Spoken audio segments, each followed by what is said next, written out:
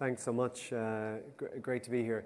As Richard said, I'm used to being at events like this as I've been CEO and Chief Commercial Officer at various RegTechs down through the years, which usually means I'm trying to talk to people in big banks or firms and trying to sell them my stuff. So I totally know this environment quite well. I'm used to being on the other side of the table. I just joined about a year ago, joined Citi to lead our partnerships globally for digital assets.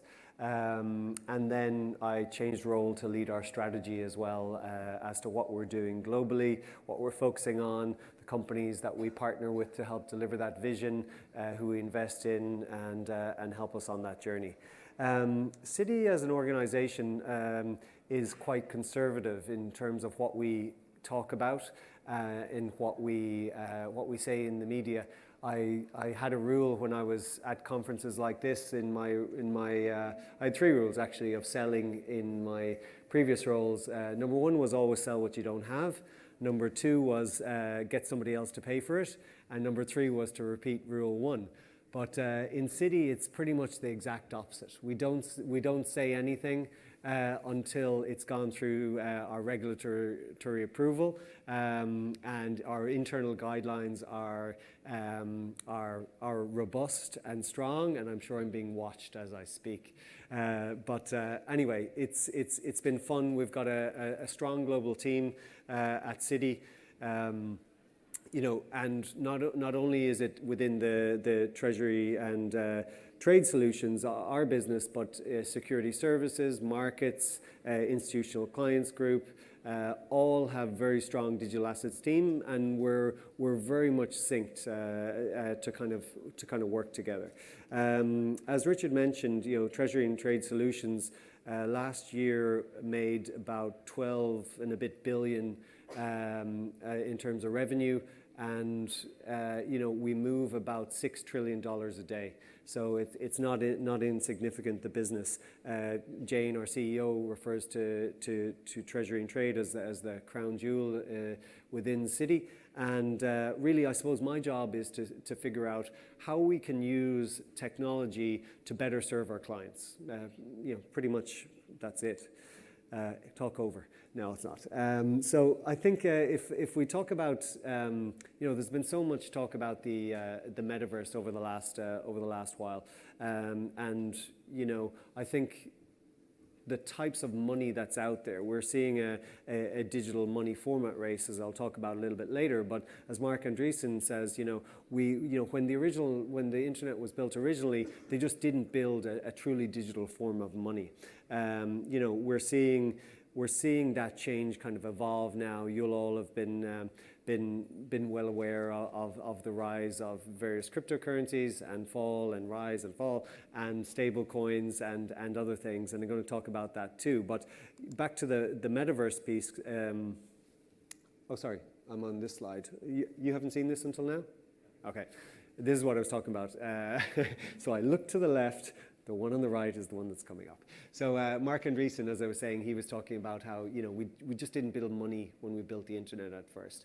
I think the push to 24/7 global money, global movement of funds, exchange of value is something which has been growing at pace. And I think that we're seeing, as on a panel earlier with some great colleagues earlier, and we were really talking about how the regulation and the people in this room who've built for and went through the pain of other regulations, like how many people here remember what happened on January 13th, 2018? It was when PSD2 came into life. You might remember the date, but open banking, a lot of us RegTech nerds were waiting for that to happen. We were like, yes, they're all going to buy my stuff now. Then GDPR came on the 25th of May that year.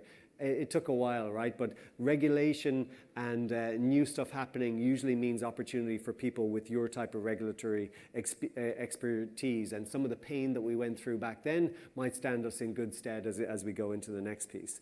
Back to the metaverse. I'm not going to spend too much time on that because, I do feel that, it's been talked about a lot, but essentially it's going to need some monetary infrastructure in there. if it really comes to life as we're talking about.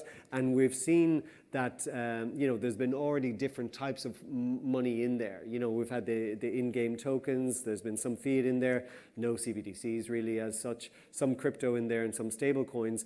All of these, it's really mainly in-game tokens. That's the big one now, and then conversion into fiat over time. I think our Citi Global Insights team have written a tremendous report on money in the metaverse, 170 odd pages of real deep detailed stuff here that talks about how this will evolve. Long story short, we're going to need to provide money that's 24/7, that moves around the world globally, but ideally is regulated and is not just for bad actors who can have free reign in terms of how money moves. And that's kind of really where what I want to talk to you about, what we're really interested in and what we envisage. We envisage a regulated, blockchain-based monetary infrastructure. So what does that mean, really? It means that we're interested and we're exploring quite deeply, investing in building since 2014, a lot of companies, and we've got some cooperations with other banks and other financial institutions and regulators exploring how this might come about, which I'm going to go into in a sec. But why would we even be looking at it is the thing. What is, the blockchain? Why would we be looking at it?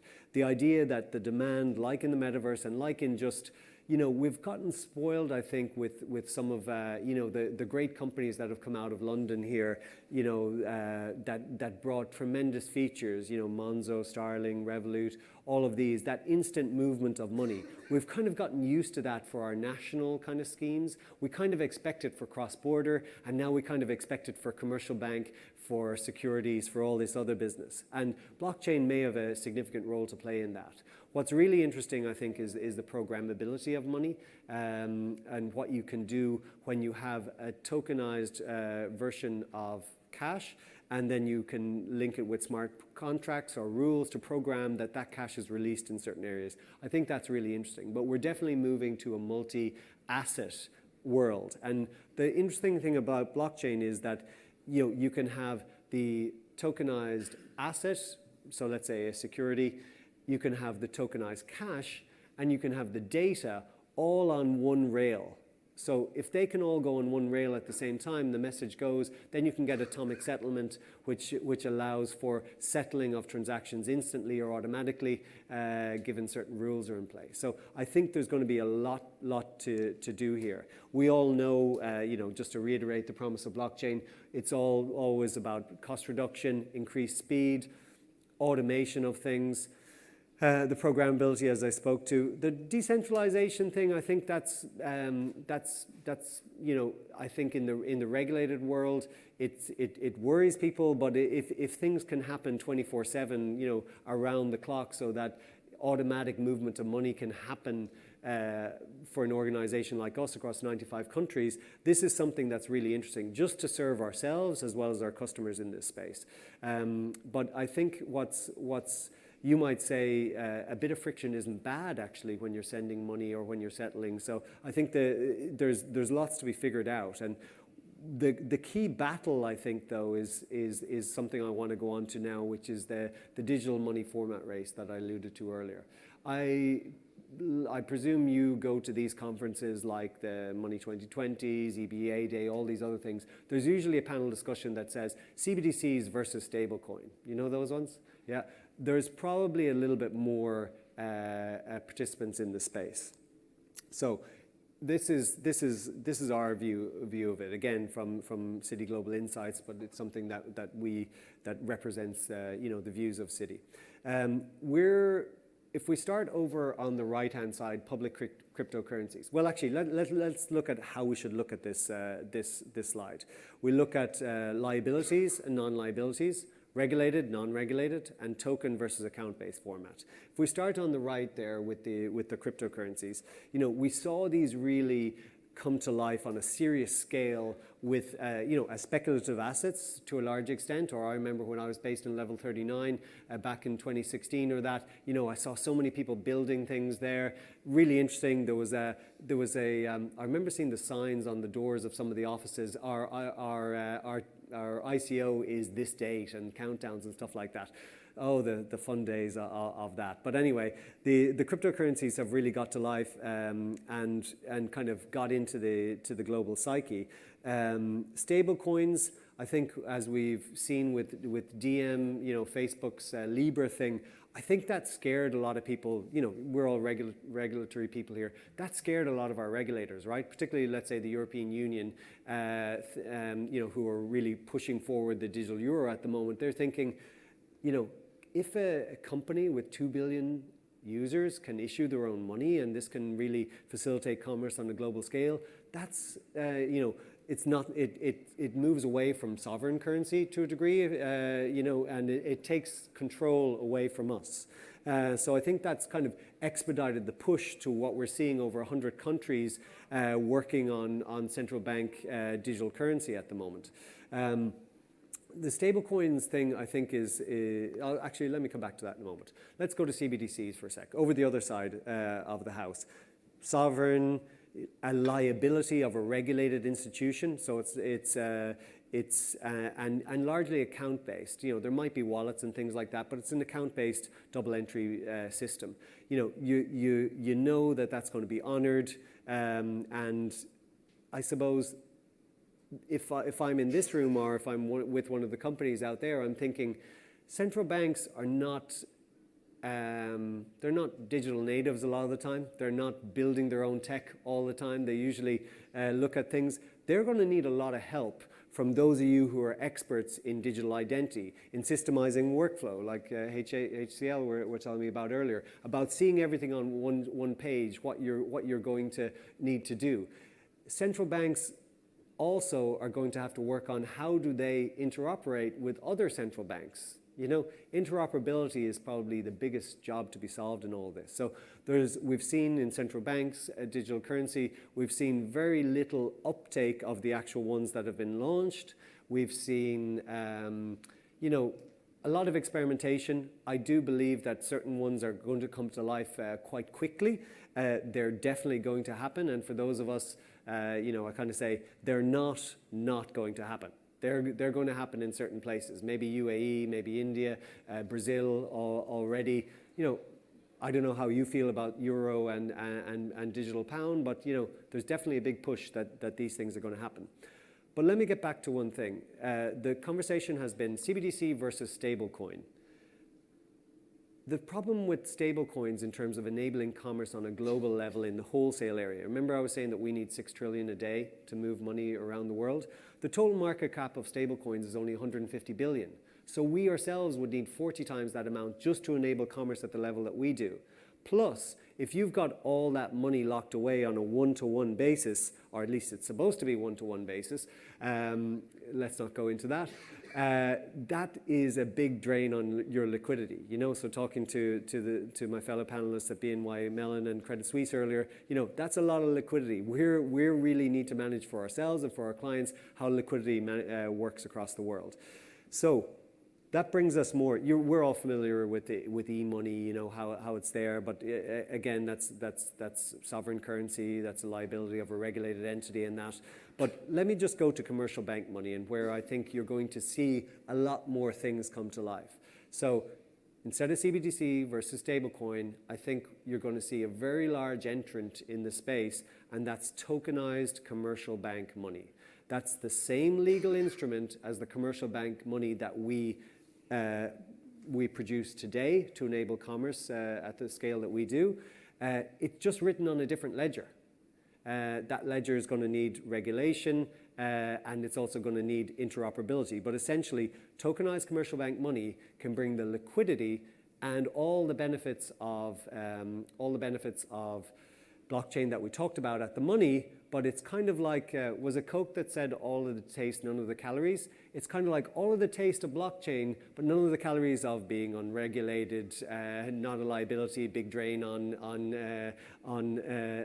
your cash and your balances. So that, I feel, is going to be something that you're going to see grow more and more. You're going to see really interesting things.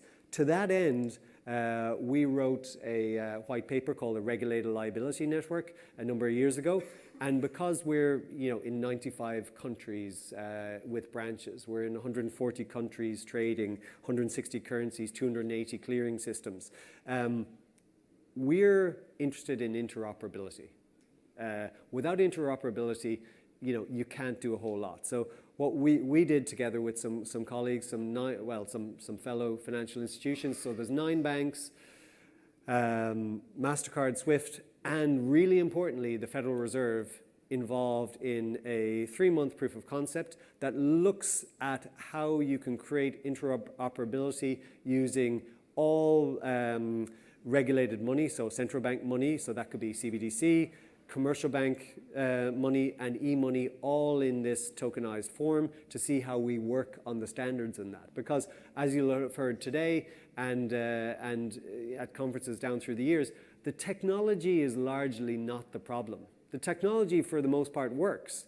It's just the rules and standards that come around it, which is where your expertise in this room and out here is going to be really, because you've been through the mill with PSD2, maybe PSD in the first wave too, GDPR, all these type of things. So this proof of concept is all about looking at how we can have the best of the technology interoperable with the current financial system to produce a regulated financial market infrastructure.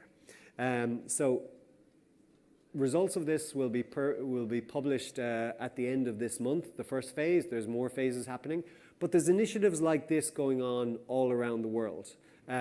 So commercial banks are very serious, regulators are very serious. We have a constant dialogue with them, but it's important that we go together as an industry to try and move forward. The idea, much like the promise of blockchain, the RLN potential benefits, bring that data transparency and interoperability. Remember when I was talking about that data, tokenized money and tokenized assets all on the same thing? Really interesting if we could all sync our ledgers together at the same time. It may also reduce liquidity locked in one area. Imagine if you've got a globally interoperable system where liquidity can move across border, you don't need as much reserves there. So liquidity management for our clients, institutions, corporates, ourselves, that could be really helped if we've got a global blockchain-based liquidity system that can move money instantly. You can pool the money, get it to where you need it, when you need it, much easier, saves reserves in that. And you can use that cash for other things. Speed, availability, 24/7, they're the things that it's really, really looking for.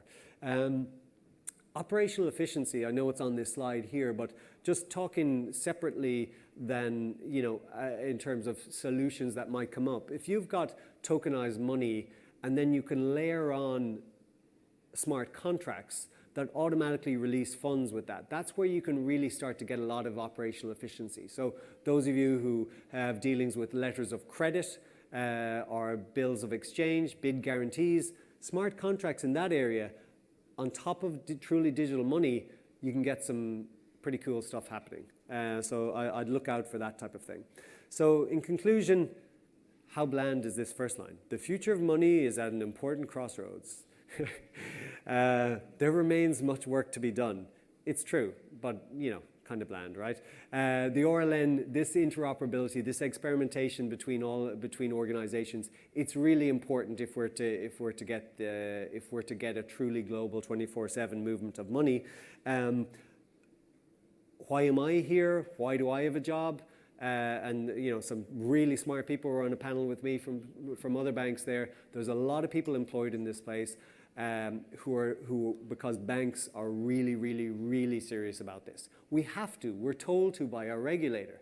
We're going to have to enable our customers to hold, send and receive central bank digital currencies. Our customers want digital representation of art, of assets, of securities, of funds.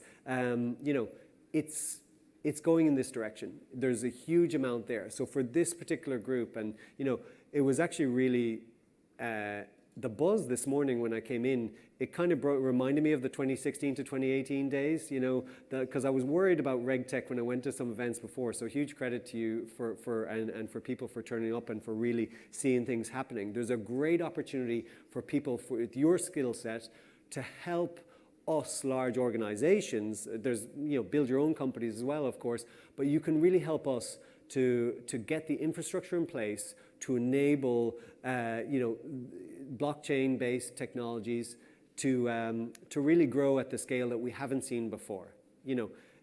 It's what I say to my crypto native friends is that, it's kind of like the empire striking back a little bit. The big organizations are going to use the technology at a scale that we have not seen before for this level of technology. You're going to be the enablers of it because you're the expert of keeping us within the guard lanes and doing it ourselves. And, it takes a while to build stuff within organizations. So that's why we've invested in the likes of Blockdaemon, Settle, different companies like that. It's going to be really important. So for me, I think if you would like to stay in touch, help us build this, go together. It is absolutely reliant on the industry working together to move this forward. I think there's some good stuff going to happen there. I think it's worth it. It doesn't have to be a blockchain-only story. It can be blockchain-based systems that happen behind the scenes to move money between branches of a commercial bank, for example, that our customers never have to have wallets. They never have to hold tokens. They don't have to worry about it. We can do some of that stuff behind the background, abstract away the complexity, serve our clients better, serve ourselves as a bank better, so that if in treasury and trade, we can serve our securities or our markets business better, our customers don't need to know that we're using blockchain to do it. There's a lot of great stuff happening. I'd welcome you to get involved and love to kind of continue the discussion with you. And again, thanks for the privilege of speaking with you today.